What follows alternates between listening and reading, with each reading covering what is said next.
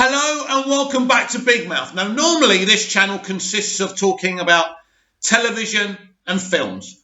I'm a geek, I'm a nerd, but sometimes I go off topic. And today I'm going to go off topic and talk about the Harry and Meghan situation. Now, we do have to talk about Piers Morgan because he's injected himself into this conversation. Now, Piers does like to do this. Now, what do I think of Piers Morgan?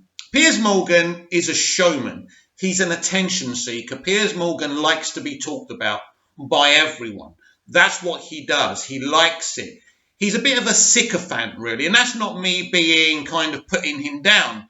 But he's one of these people who wants to be linked to all these celebrities. He wants everyone to love him in the game, if you like. And somehow he kind of had a connection to Meghan Markle. So for months and months and months, he has been slaughtering her. He has over 7 million followers on Twitter, which he loves to boast about. He's one of these guys who would love to just flip it out there and say, I've got the biggest one in the world. He's just one of those guys, right? Sometimes he has great takes and sometimes he has bad takes. But a lot of us watch him on Good Morning Britain because he's interesting to watch, right? So I don't hate Piers Morgan, but we do have to talk about him because he's been saying listen, he's an aristocrat. I think he's a right-winger, even though he used to work for the Daily Mirror, and it was an assumption that he was a Labour supporter. Now, you can be a right-winger, you can be a left-winger, you can support what you want, you can still be a good person, right? But the point being, the passive aggressiveness in the way he's been going after Meghan is somewhat disturbing. But a lot of people calling for him to be sacked. It is my belief that Piers Morgan was, fucked after the Daily Mirror stuff and the hacking accusations. And I don't know the truth of those things, so I'm not going to make any accusations myself. But what I'm going to say is he was in trouble. He had nowhere to turn but his good friend Simon Cowell, who gave him a job on Britain's Got Talent. Then somehow he found himself on the struggling morning show that ITV had. ITV had changed the format of their morning shows so many times because nobody watched them. All of a sudden, Morgan went on there, caused controversy, shouted at this one, shouted at this one. He kind of teamed up with Susanna Reid, and it kind of works. Susanna's the calm one. He always talks over her. It's a double act. It's a play, right? We all think Susanna's the all right one because that's the role that she's playing. But when you hear her speak, she's very well spoken, isn't she? Who knows who she votes for, what she really thinks, but it works for the show. So you're saying you're supposed to be talking about Harry and Meghan, Mick. Why is Morgan part of the conversation in Good Morning Britain? It's important to understand because every time you think of Meghan Markle now, you think of Piers Morgan. And so he's never going to get the sack because pretty much Simon Cowell runs ITV. It's the truth. Let's be honest about it. So he's got influential friends. He's got that show. That show gets big ratings 3 times a week because Piers is on there. That's the business. And basically on a Thursday and Friday, barely nobody watches it because the presenters are nice people. They're solid, but they don't do what he does, right? And so you've got this guy who's being incredibly abusive. You think about his reaction to the interview. He talks about Prince Philip being in hospital for 4 weeks. Boo-hoo, cry me a fucking river, right? He talks about the Queen, who's 94 years old. And we heard Harry and Meghan say that Harry has a really good relationship still with the Queen, even though she refused to speak to him. So let's move away from Piers Morgan. He's a poisonous element here, but he's not the important one. And going back to ITV is a middle-class bourgeois company. And their viewers are either working class or middle-class bourgeois people, right? It's aimed to those type of people, the type of people that, the kind of commentators they get on there are very middle class and bourgeois. They'll get the odd one to, that's kind of left wing, working class, but mostly the attitude is obvious there. So because we're in Cyprus, ITV is the only UK terrestrial channel we have access to. And so this is what me and my dad watch. So anyway, let's go on to the interview now, because everyone has an opinion about this. Of course they have. When you do an interview with Oprah Winfrey, one of the most prominent, prolific black women in the world, and your Prince Harry, and your Meghan, everyone's going to talk about it. That's one of the reasons they did it. What is the truth of this? The truth is that Harry is a very likable guy. Harry is kind of the poor brother, isn't he? Anyone who used to watch Dallas can see him and Meghan as Bobby and Pam, and basically William as JR and Sue Ellen. That's how I see it. You can look at Dallas, if you remember the show, if you're too young to remember the show, pretty much about a family who run an oil company, who live in a mansion. Very, the comparisons are there, aren't they? So, I mean, to me, and of course, there's the situation of Harry, how much he looks like Major Hewitt. Again, I can't make any big accusations there, but he does look like Major Hewitt, doesn't he? The man who had an affair with Princess Diana. So there's that. So we could be looking at a young man here that may not be even related to the royal family. Again, I can't prove that. I'm just saying. And so basically, he's always hated the press. We have seen video footage of him pretty much telling them he doesn't want them around. He doesn't like the press. He's obviously harboured a grudge with them after what happened with his mum, because as far as he's concerned, to all his knowledge, they're responsible for her death.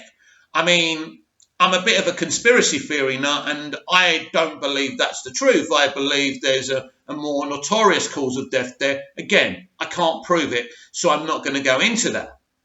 I think there was a target on Princess Diana's head ever since she did the Panorama interview.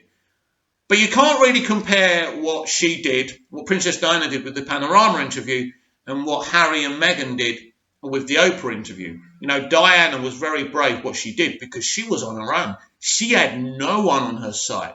Nobody. So that interview came out of the blue. I'm still amazed the BBC, a publicly funded company, allowed that to happen, and the royal family allowed that to happen. But she did do the interview in secret, but it was still broadcast. Now, when we talk about Harry and Meghan going to Hollywood was for their own protection, as we found out in the interview. Now, it seems to me that Harry's always been an outsider, as I've said, the poorer brother. And so he's always felt like he doesn't belong. That's how it seems to me. And he's finally got out of their shadow. And that's brilliant. So the first kind of claim that we hear is that there were concerns about the colour of Archie, Harry and Meghan's baby. Wasn't born yet, and someone had said this. Now, they refuse to to kind of tell Oprah the identity of this person, but off camera, they did make it clear that it wasn't the Queen and it wasn't Philip. And so we can't add them to the mix. Now, one of the reactions has been, oh, right, okay, why aren't you telling us who it is? It makes it worse. We're thinking, is it this one? Is it that one? Well, Harry and Meghan, of course, have been very smart here, because they've done an interview which kind of seemed like a tell-all, controversial thing, and they have let some things come out, but they didn't let everything come out. I mean, you imagine if it's a future king, for example, that's massive. Now, people are saying, well, they're protecting that person. Well, not really, because everyone's under suspicion now, apart from the Queen and Prince Philip. And so they've kind of done something very, very smart. Literally, they've taken a hand grenade and threw it behind them as they left the castle, as they left Buckingham Palace. I think, people say, why did they do the interview then? I think it's a matter of protecting themselves, but also I think it's a matter of revenge. Because if you think about the way they were treated, and I believe every word that was uttered in that interview. I also believe ultimately, eventually, they're going to have to get Prince Charles, Prince William and Kate to sit there cosily together and do an interview, probably on the BBC. I believe that's what they're going to have to do. Now, whether or not they actually get them to speak their truth, or it's just a fluff piece, I don't know. But if I was a spin doctor, I'd be saying we can't ignore this, we can't avoid this. We're being called racists. You know, Meghan has spoken about how she was feeling suicidal, how she wanted to end her life, and basically she was told because she wasn't a footman, because she wasn't on the payroll, she couldn't get help. Then people say, well, hang on a minute, why couldn't you get your own help? Well, that was explained as well. Her passport was taken from her, she didn't have her car keys, and any kind of driver wouldn't have taken her anywhere. She was told she couldn't get the help that she wanted because it wouldn't look good for the institution. I repeat, a woman said, I want to kill myself, and they said it wouldn't look good for the institution. Think about that. Think about that.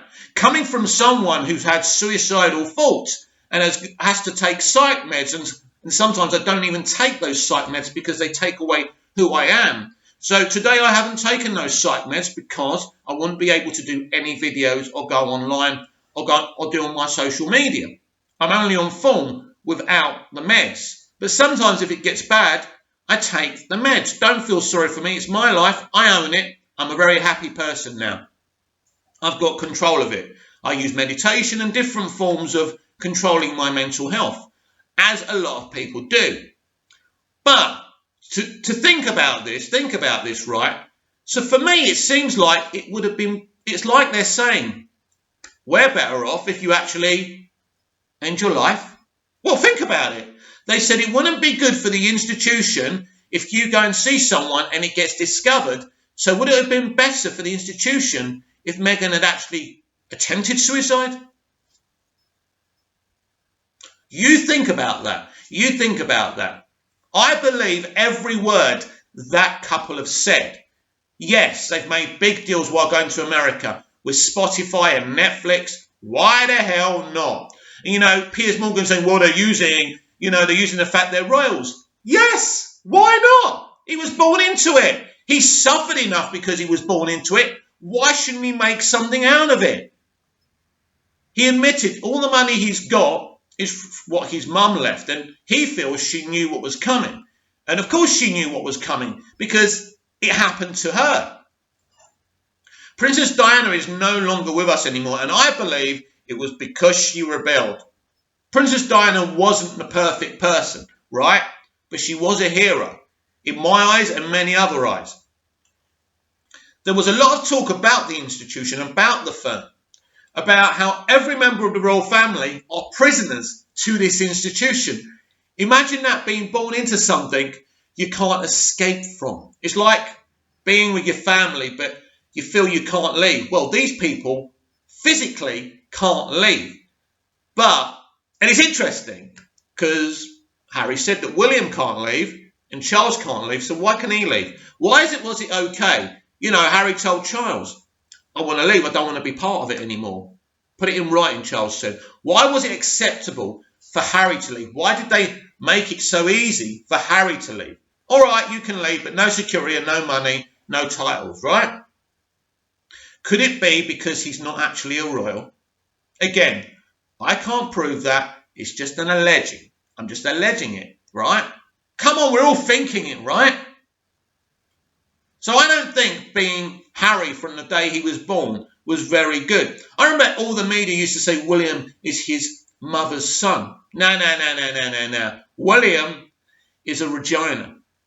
Not a vagina, Regina, right? That's their surname, right? I'm not sure if I'm pronouncing it properly. But I don't believe that Harry is. That's my opinion. I'm entitled to that opinion. So don't take this video down, please, YouTube, because of that. But the interview is very clever because it starts off with Meghan and Oprah, of course. This is a big deal for Oprah, of course, and CBS. Of course, it's Oprah's production company who produced the interview. And there was also loads more from that interview they didn't put in the full edit, which they released later on. more and more interesting things. Of course, Meghan Markle's father is accused of betraying her with the press, and Meghan in the interview admitted that that's the case. So this is a young woman who's obviously got a terrible father, but has a great relationship with her mother. Didn't mention her mother very much, to be honest. Maybe she felt there was no need to. It was really, and I thought the interview would have some fluffy elements to it, talking about other stuff. I mean, they were on their property, feeding animals and stuff, but that was just in between ad breaks. So, yeah, that's a typical American thing that they do. Oh, yeah, then I visited Meghan and Harry's home, and it was so nice, and it's nice to see them in that environment. That's just part of the fluff piece, right? The real meat was the point that she said that there were concerns that the child might be a child of colour, and also that she wanted to kill herself, and she told Harry. Now, it's important to understand that it was Harry who had the conversation with a member of his family who had concerns the child might be a child of colour. Meghan never heard that conversation, but Harry echoed that conversation to her. So clearly they have a very open relationship, very open, very honest. They tell each other everything, which is brilliant. It's always interesting when you hear the reaction from right-wingers to this interview. Well, you know, they're just doing it, you know, they just want attention, right? Yeah, it's staggering, really. It's clear to me that they're not lying. Why would they lie? There's nothing to gain from lying here because they can be quickly exposed. That's the truth. If they were lying, the royal family can come out and say, they did this, they did that, and they're a pain up the arse, right? It can easily be exposed, but they can't expose this. It's the truth. You can't fight the truth. We're in a situation now where Prince Andrew is connected to a known paedophile, right? Prince Andrew refuses to speak to the FBI and he's being protected.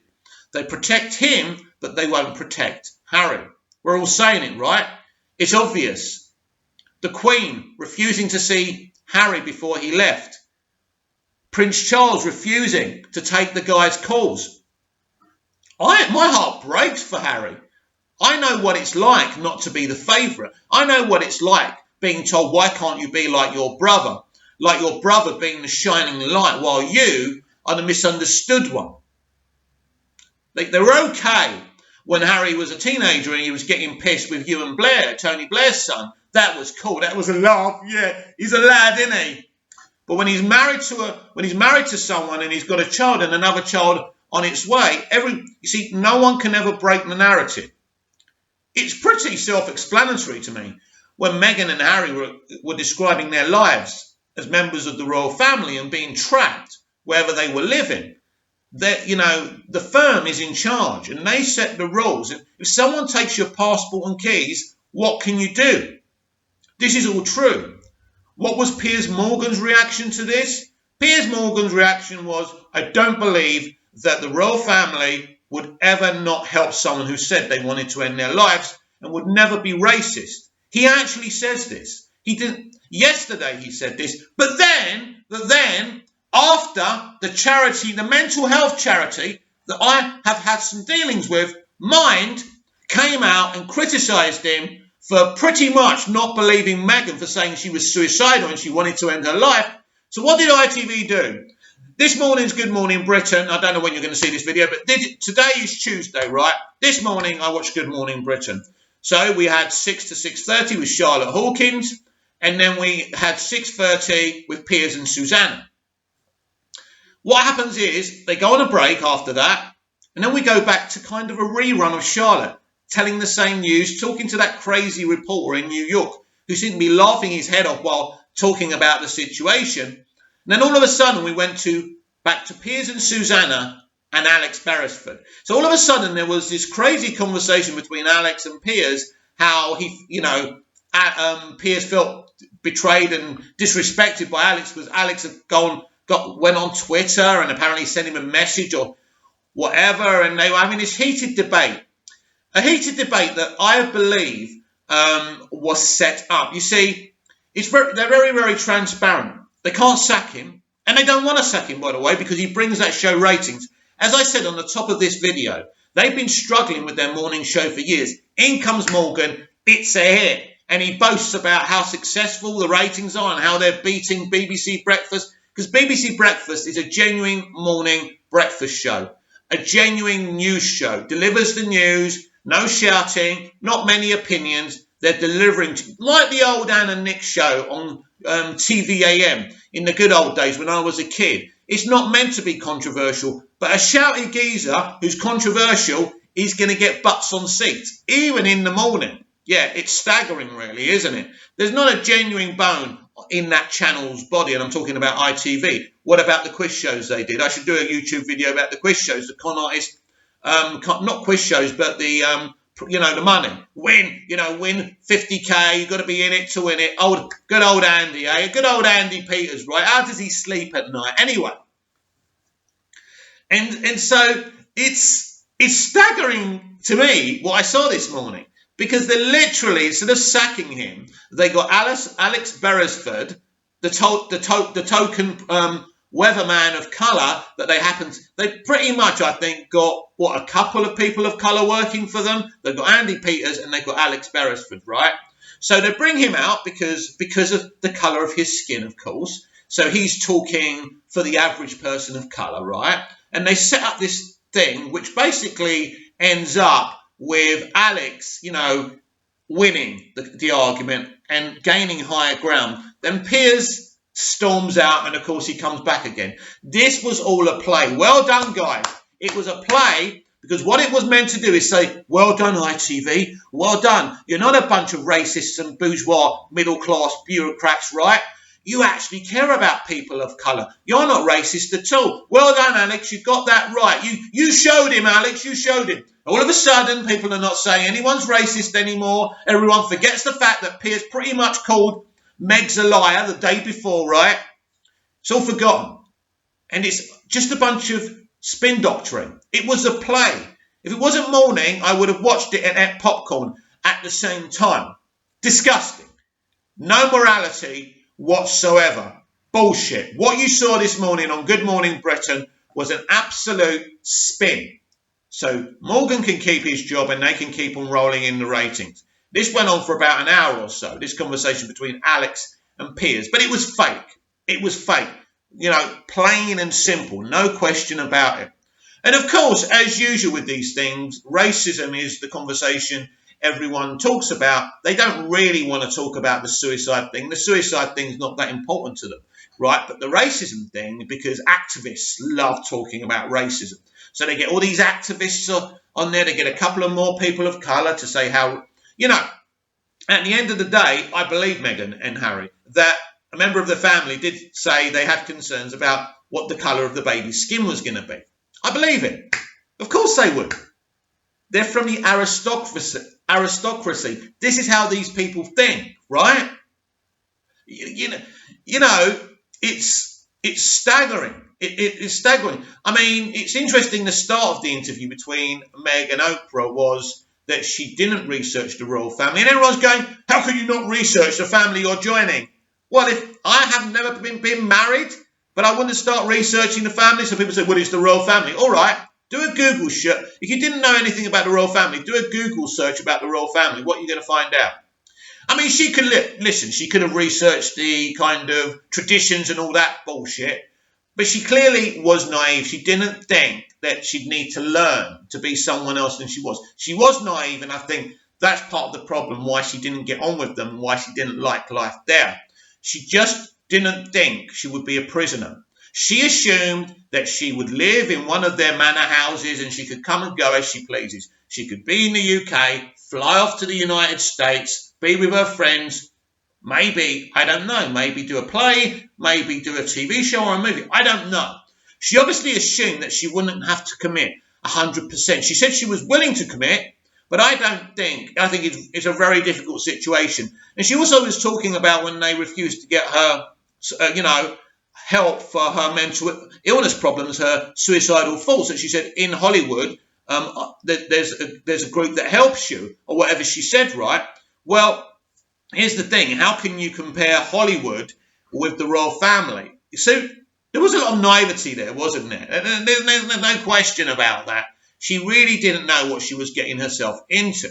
Harry had always been there. Harry has always hated it, hated the media, hated the life, and resented really the institution for what happened to his mother, and probably resented his father for what happened to his mother.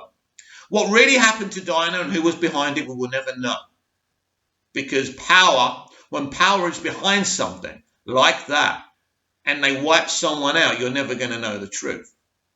But it does make you remember about Diana and what she went through. It's really interesting, isn't it, when famous people live out their dramas in front of us, and we've all got opinions. We're all behind our computers talking about it. It's easy for us, isn't it? It's easy. I mean, we've got our own lives, our own problems. No one's interfering with our lives. But obviously, when Harry and Meg did this interview, they were going to put themselves on the stage and everyone was going to have an opinion, right? Some people think they're a couple of people, it's just they're a couple of chancers trying to get attention. But I don't think for 1 minute anything those people said wasn't true. Now, I don't know what happened between Kate and Meghan. That's an interesting one. I think it's a couple of young girls that had some issues. I mean, something to do with flower arrangements for the wedding. It's a pretty pathetic argument, isn't it? It's an argument I'm sure many prospective sister-in-laws would have, but apparently that got a little bit nasty. Kate made Meghan cry, but the perception was that Meghan made Kate cry, and that was never cleared up. They always said to her, Meghan, say nothing and we'll protect you, but they didn't protect her. Then there's the incident which Harry talks about in the interview and tells Oprah that when they went, basically the idea was at first to remain with the royal family, but live in Canada, but still be a royal and do those duties, whatever duties they needed to do. But ultimately, the royal family, the institution, didn't like that. They withdrew the security. And so there's this kind of excuse from government people, they shouldn't have security anymore. But everybody knew where they lived, so they wasn't safe. And maybe Harry didn't have the funds, I don't know, to pay for his own security, because security is expensive and you're going to have them on the roll forever, right? And in the end, you're going to run out of money because security firms are expensive. So he had his mother's money. And again, I don't know how much she saved for him, 100 grand, 200, 3 million, 10 million. Nobody knows. Nobody's going to ever know. Right, because Harry and Meghan can support themselves now through the Netflix money and the Spotify money. And I think she's going to do some voiceover work for Disney as well. And she's quite well connected with Bob Iger, I think. So a lot of people in Hollywood are going to rally around her because she's Meghan, she's married to Prince Harry. Everyone's going to want her to be in their projects because she is who she is. It's mutually beneficial. So now they're going to live, California, Hollywood, wherever they live up the road from Oprah herself. I mean, I wouldn't mind living up the road from Oprah. Imagine that. Hi, Oprah. Let's have a cup of coffee. Yeah, let's talk. Be cool, wouldn't it? But the situation, after watching that interview, I was very, very, depressed. I found it depressing. It really got to me.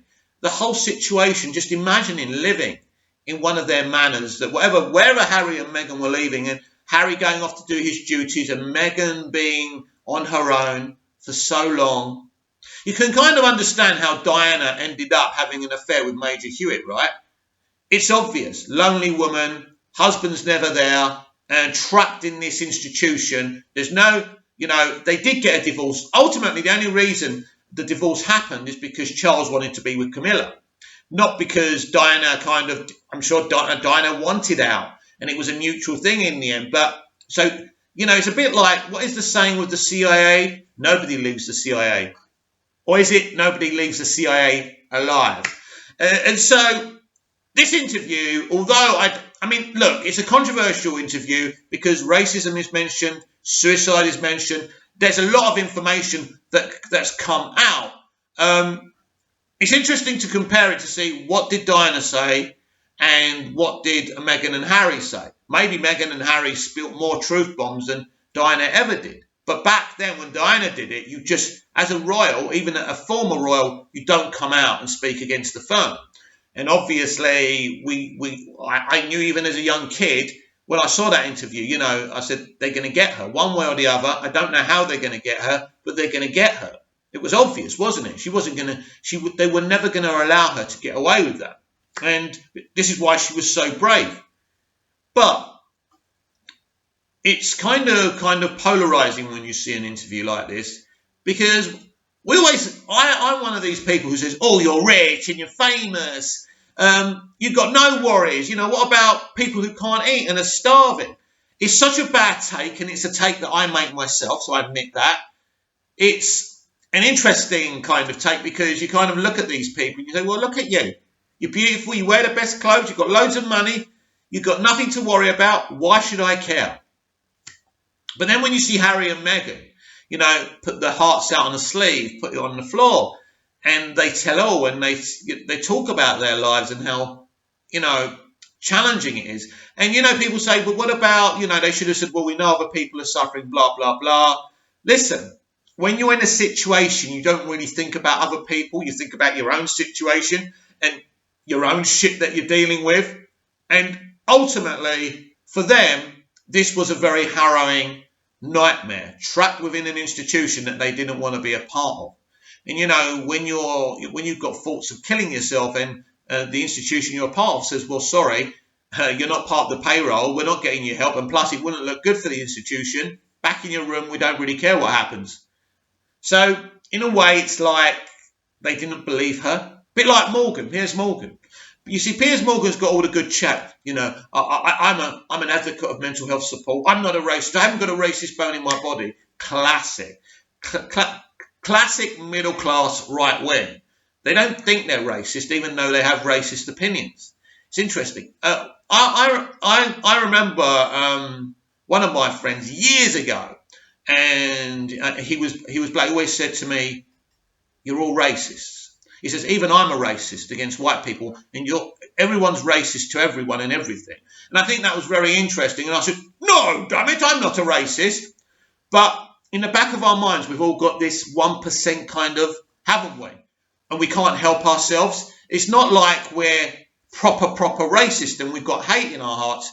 It's everyone has this kind of, I don't know, everyone, for example, I was brought up by parents that were pretty racist, to be honest, and said a lot of racist things and a lot of homophobic things that wouldn't be tolerated today. My dad still says some terrible things. I would never put a phone in his hand and let him have a Twitter account. He'd be hunted down and arrested. I'm just telling you who I was brought up by and the attitudes that were drummed through my head. And it was only through television, really, and being educated that I became better, and my opinions became better. And, so it's difficult when you're brought up by those type of people who are brought up from a different generation with different thoughts, different ideas, which are blatantly wrong. Because they were brought up that way, they don't get it. But so why did I learn? Why did I learn what they were saying and their opinions were wrong?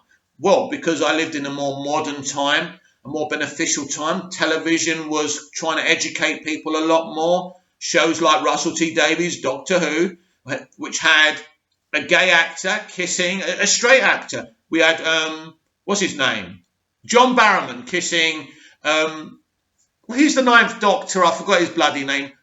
Christopher Eccleston, that's it. That was a big moment for me, because instead of doing the horrible thing I used to do because of my upbringing and what I was taught, instead of being offensive about it and offended by it, I loved it and I cried. I didn't want a medal for that. But it told me that I'd learnt a better way, and that this guy, Russell T Davies, this gay writer-producer, had actually taught me a better way. And so even though that doesn't make me a good person, and I don't deserve a medal for that just because I saw two men kiss and I thought it was kind of cool and emotional, it doesn't make me a good person. I don't deserve a badge on it. I'm just telling you, it proved to me at that moment that I'd learned to be better and accepting of people. And I never liked the accepting thing either. Because why should I be accepting something that should be accepted anyway? It should be automatic. It should be like a light switch. I shouldn't have to think about it, right? You're gay, I don't care, right? You're transgender, I don't care. You're cool, I judge you individually. It doesn't matter what you identify as. It doesn't matter what I identify as. It doesn't matter what you identify as. It should be on a person-person basis. If I get on with you and you're cool, that's it. Nothing else matters. That's the kind of world we should live in. But we do not. because we've all got preconceived ideas, and it goes back to that guy of colour telling me that we're all racist towards something and someone, right? And it doesn't have to be about colour. It could be about anything. It could be about someone's opinion or what they voted for.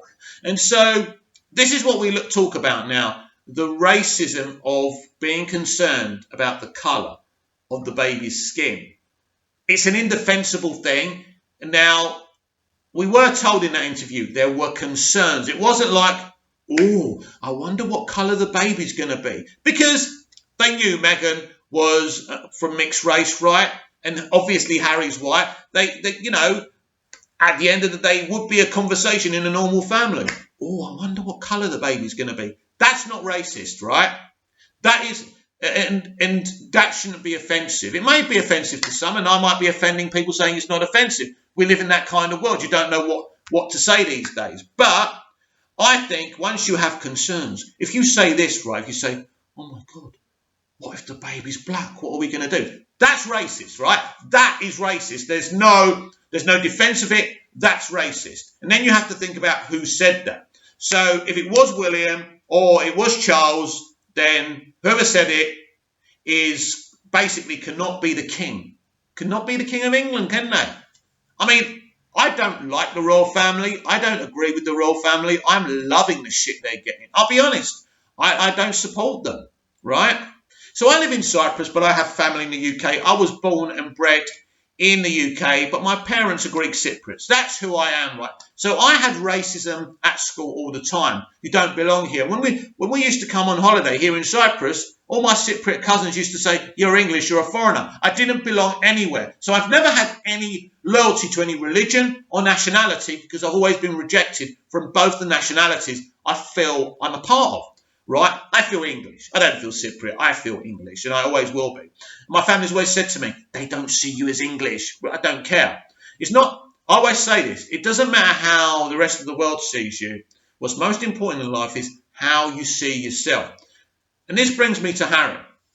And this is a guy who was brought up in a really weird reality, being a member of the royal family, and then his mum being killed. And really feeling like an outsider, but then meeting the woman of his dreams, right? I don't know how many girlfriends he had before, but he fell in love with Meghan. And they got together and they got engaged. Of course, people are looking at Meghan already. They know she's a divorcee, so people judge you. People go through marriages which don't work out. It doesn't mean they're bad people and it's going to happen again. They've been with each other for a while now. And let's be fucking honest about it, guys and girls and everybody else. If their relationship was that weak, then they wouldn't have survived this and they would have divorced. Harry would have stayed as a member of the royal family and she would have gone back to Hollywood, right? It would have been easy. Harry wants to be with Meghan and their child, and they're having a second child very, very soon. Harry wants to be with this woman, right? Harry seems like a really stand-up guy, good judge of character. I mean, I trust, if I was in trouble, I'd rather trust Harry than William. And if I'm making assumptions that are wrong, I'm sorry, William. You just don't seem like a really, and I don't know you, and this is horrible to make assumptions about people. You seem like your grandmother's and your father's son. Not that the Queen is William's mum, but you know what I mean. He seems like he's part of them. Harry feels like an outsider. I've said it already, I'll say it again. I do not believe that Harry is related to Prince Charles. I don't believe he's Prince Charles' son. And that's just my opinion. Until the day I die, I won't believe that. And what we're seeing here is evidence of that. They easily rejected him. Charles ignoring his phone calls, the Queen refusing to see him. What would have happened if William had done this, the firstborn, right? That if he'd rebelled, he would never have been allowed to leave. They would have pretty much had to do what him and his wife wanted, right? Because of the embarrassment. But Harry's all right to leave. Why? Why was it all right for Harry to leave, as I've already said? Because he's not one of them. And they've never treated him like one of them. And he's never felt like one of them. And there you have it. A controversial interview where racism is brought up. Suicide. It's a pretty, as I say, you're paralysed after you see that interview, because it's nice and sweet when they say we had a happy ending, you know, I met my prince, It's beautiful now. And, it's the old-fashioned Prince getting his sword out, protecting Meghan from the evil royal family. It's a good little story. Listen, look,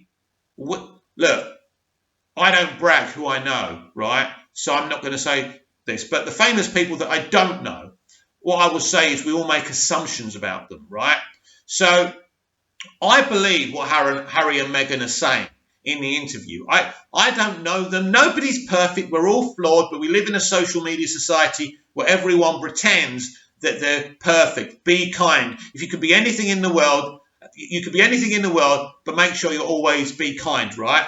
I hate that saying because no one is kind 24/7. Nobody has kind thoughts 24/7. And you know what, blue ticks? Why don't you take 20 million in your private jets, go to Ethiopia and feed all those poor women and children, right? Why don't you do that? No, you're not going to do that. Well, you're not kind then, are you? Shut it.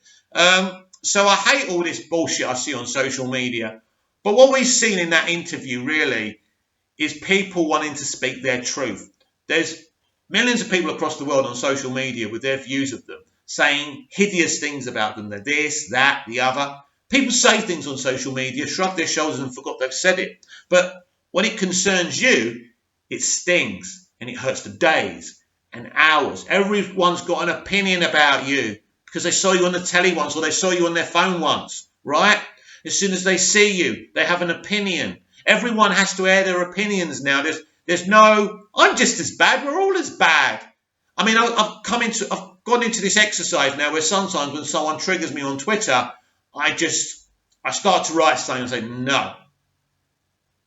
Follow me on at Movies TV Mad. I'm quite reactive, unfortunately, but I'm not perfect and neither are you. But my takeaway from this whole thing is that no matter how famous you are, you're still a human being with feelings. It doesn't matter how much money you have, who your parents are, how many rock stars and actors and beautiful people you know, you're still a human being. That's part of the trap. If your heart stops, your heart stops. It doesn't matter how wealthy you are.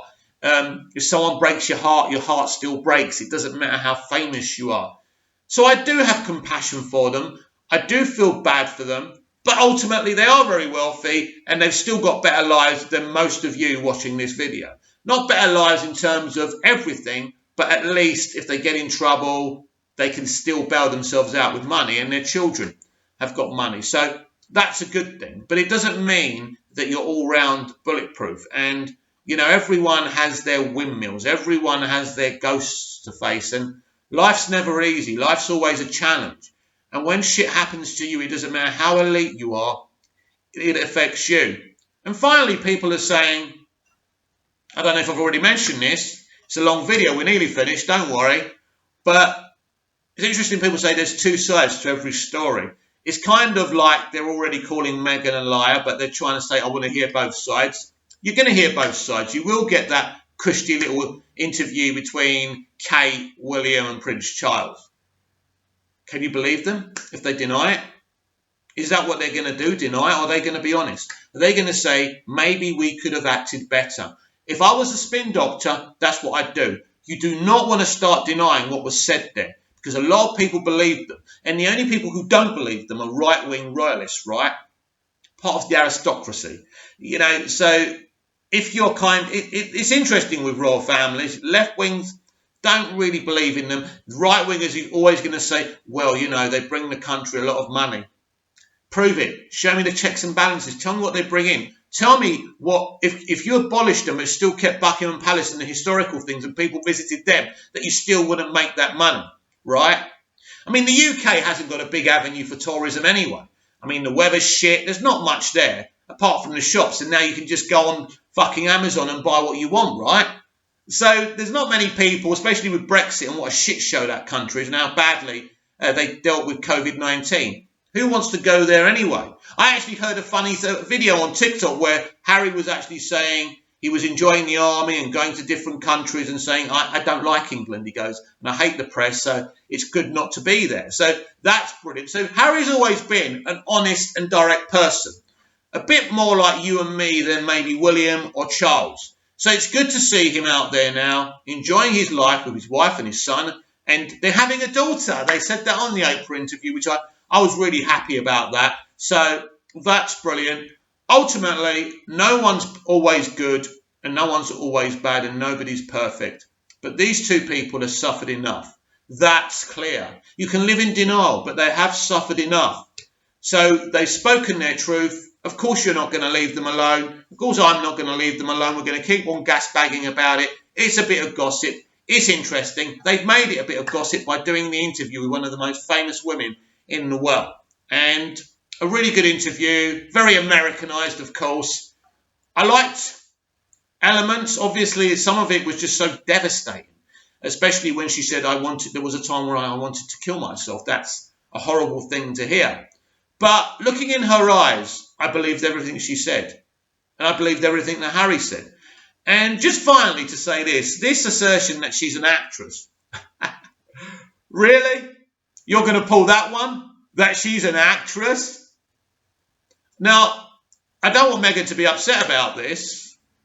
This is what I think. But if you go back and watch Suits, you'll know that Meghan is a middling actor at best. You know, she ain't Jodie Foster, you know, one of my favourite actors out there, right? She isn't one of the greats. So to think that she could pull off this interview, and you know, if you're cynical, there's thousands of ways that it can be done. You know, they could have cut multiple times until she had the right look in her eyes. They could have been kept on putting wool, you know, making her eyes look devastated. Of course, it could be a performance. It absolutely could all be a bunch of bullshit in a performance. But I do not believe what either of those people said were untruths. I believed them. I believe they went through a horrible time. And as someone said to Piers Morgan on Monday on Good Morning Britain, what kind of grandmother protects her son who is accused of sleeping with minors or going with minors, allegedly, right? We've got to be careful, right? And what kind of grandmother doesn't protect her own grandson, right? That she claims she's got a close relationship with, that she loves, that she just let go. That's part of why I think that he's not really part of that family anyway, whether it's DNA or emotionally. He's got out of a nightmare, and hopefully he never goes back. Please comment down below. Please like, share, and subscribe, and I'll be back later with more videos. See you again soon.